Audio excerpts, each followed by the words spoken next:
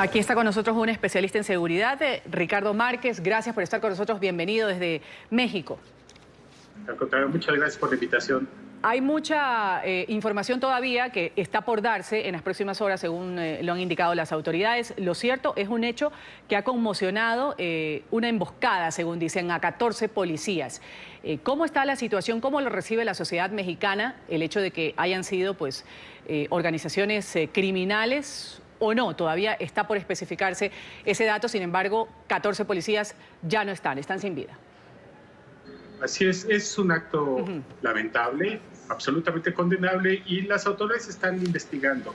Cabe mencionar que de ser corroborada, de ser veraz la información que reivindica esta emboscada para el Cártel de Jalisco Nueva Generación, será una emboscada más al registro de esta organización criminal. Ya ha hecho otras emboscadas en otras entidades de la República, con un saldo también muy lamentable de más de 10 elementos policiales muertos. Es decir, este cartel, de ser verídico la imputación, tiene un alto nivel de especialización y conocimiento en el tema de las emboscadas, específicamente para policías que tienen acciones de persecución en su contra. ¿Cómo se reciben este tipo de noticias?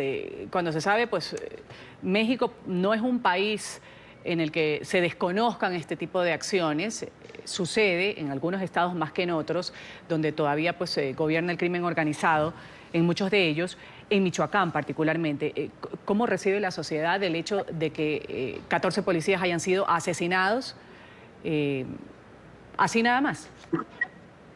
Sí, es muy lamentable. Y también desafortunadamente, como tenemos altos niveles de homicidios dolosos, particularmente cometidos por el crimen organizado, es una matanza más que se suma a otras que ya se han registrado en el país en este año. Como quizás ustedes recordarán, hubo una en abril en el estado de Veracruz, en el municipio de Minatitlán, donde también perdieron la vida numerosas personas a manos también de unos carteles de narcotráfico. Pues parece ser que hay cierta normalización por parte de la sociedad respecto...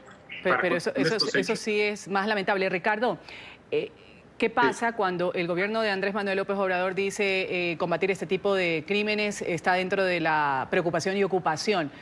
Sin embargo, pues poco se ve.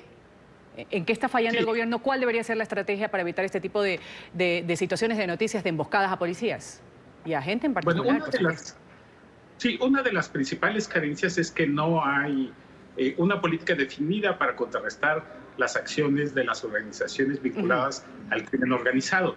El 75% de los homicidios dolosos que se cometen en México están vinculados a las organizaciones que llevan a cabo acciones que lleva a cabo el crimen organizado. Y desafortunadamente el gobierno federal no tiene una política definida para contrarrestar las acciones de este tipo de organizaciones. Lo que necesitamos es una política definida y desde luego una política eficaz para contrarrestar las acciones del crimen organizado. Por el principio, Ricardo. Vamos a agradecerle, Ricardo Márquez, especialista en seguridad, ha estado con nosotros desde México. Un buen martes para usted. Gracias. Muchas gracias.